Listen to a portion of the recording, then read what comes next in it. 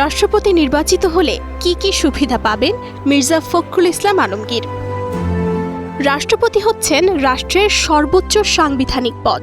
এ দায়িত্ব পালনের জন্য রাষ্ট্রপতি বেশ কিছু রাষ্ট্রীয় সুযোগ সুবিধা পেয়ে থাকেন।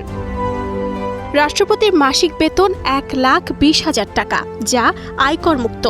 অন্যদিকে প্রধানমন্ত্রীর বেতন 1,15,000 টাকা। প্রধানমন্ত্রী পদে না থাকলে তিনি কোনো সরকারি সুবিধা পান না, কিন্তু রাষ্ট্রপতি অবসর বা পদত্যাগের পরও কিছু সরকারি সুবিধা পান। বেতন ছাড়াও সরকারি বাসভবন, বঙ্গভবন, গাড়ি ও অন্যান্য পরিবহন সুবিধাও পেয়ে থাকেন রাষ্ট্রপতি। এছাড়া রয়েছে সরকারি কাজে বিদেশ সফরের ভাতা এবং আপ্যায়ন ভাতা।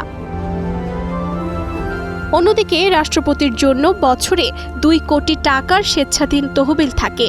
তার ও তার পরিবারের সদস্যদের দেশে বিনা খরচে চিকিৎসার পাশাপাশি প্রয়োজন হলে বিদেশে চিকিৎসার ব্যয়ও সরকার বহন করে।